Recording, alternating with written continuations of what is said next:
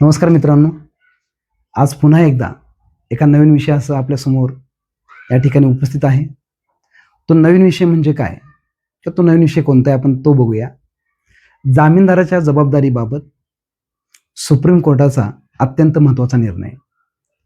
आपण जर बघितलं, आपल्या जे काही दैनंदिन गरजा आहेत किंवा आपले जे काही लाँग टर्म गोल आहेत ते अचीव्ह करण्यासाठी आपण बऱ्याच वेळेस बँक आणि पतसंस्थेकडनं काय करतो, वेगवेगळ्या प्रकारचं लोन किंवा आपण कर्ज घेत असतो. त्यामध्ये होम लोन असेल, education loan, business loan, personal loan, consumer durables असे विविध प्रकारचे लोनचा त्यामध्ये समावेश होतो. आपण जर बघितलं सध्या बँक, त्याचबरोबर non banking finance, credit societies या लोन म्हणजे होम लोनसाठी आणि मॉर्गेज लोनसाठी गॅरंटरची मागणी करत नाहीत. कारण आपली प्रॉपर्टी आपण त्यांच्याकडे काय केलेली असते, मॉर्गेज केलेली असते. परंतु बिझनेस लोन असेल, त्याचबरोबर मशिनरी लोन असेल किंवा मोठ्या स्वरूपाचा एखाद्या व्यवसायाचा विस्तार करण्यासाठी घेतलेलं लोन असेल, यासाठी बँका, क्रेडिट सोसायटीज किंवा नॉन बँकिंग फायनान्स कॉर्पोरेशन्स आपल्याकडे जामीनदाराची म्हणजेच गॅरंटरची मागणी करतात. तर सुप्रीम कोर्टाने 2025 आणि 26 मध्ये गॅरंटराच्या बाबतीत किंवा जामीनदाराच्या बाबतीत अनेक महत्त्वाचे निर्णय दिलेले आहेत. जर कर्जदाराने पैसे थकवल्यास जामीनदारावर काय कारवाई होऊ शकते याची स्पष्ट कल्पना किंवा आयडिया आपल्याला पुढील मुद्द्यावरनं अधिक स्पष्ट होते असं म्हणता येईल. त्यामध्ये पहिला मुद्दा जो आपण म्हणतो त्यामध्ये एकाच वेळी कारवाई.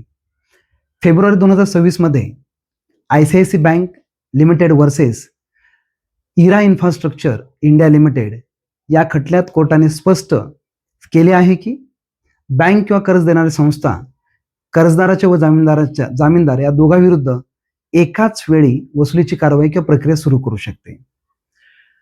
कर्जदार कारवाई पूर्ण होण्याची किंवा कर्जदारावरती कारवाई पूर्ण होण्यासाठी बँकेला वाट पाहण्याची गरज नाही.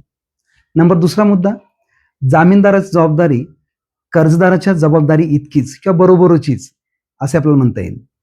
सुप्रीम कोर्टाच्या सध्याच्या निर्णयानुसार जामीनदाराची जबाबदारी ही कर्जदाराच्या जबाबदारी इतकीच आहे असे सांगितलेले आहे. कर्जदाराने किंवा कर्जदार डिफॉल्ट झाला तर जामीनदार संपूर्ण रकमेसाठी जबाबदार धरला जातो असं म्हणता येईल.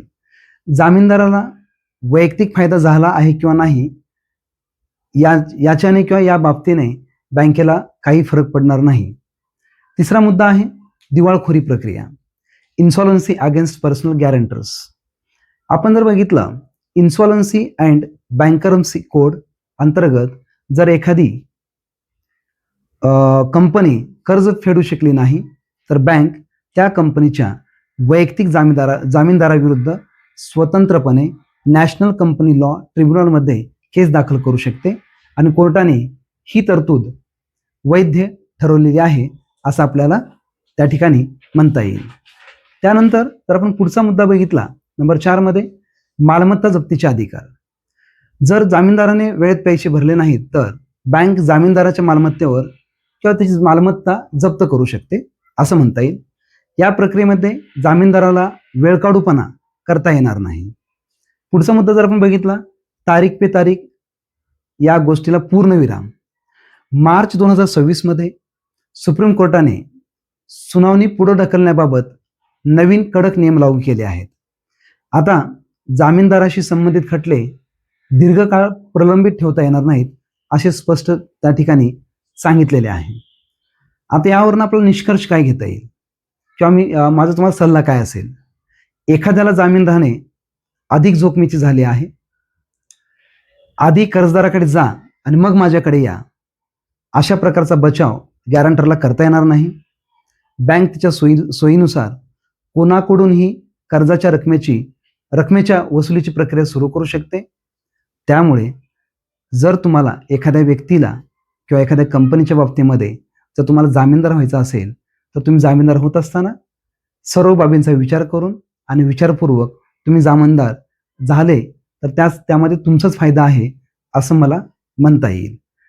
आपण बरेच वेळेस काय करतो, इमोशनल होऊन काही कंपन्यांना किंवा काही मित्रांना किंवा नातेवाईकांना आपण जामीन राहतो आणि भविष्यामध्ये जर त्यांनी समजा लोन पेमेंट किंवा रिपेमेंट जर व्यवस्थित केलं नाही तर त्याची रिकव्हरी आपल्याकडनं होऊ शकते असं मला वाटतं.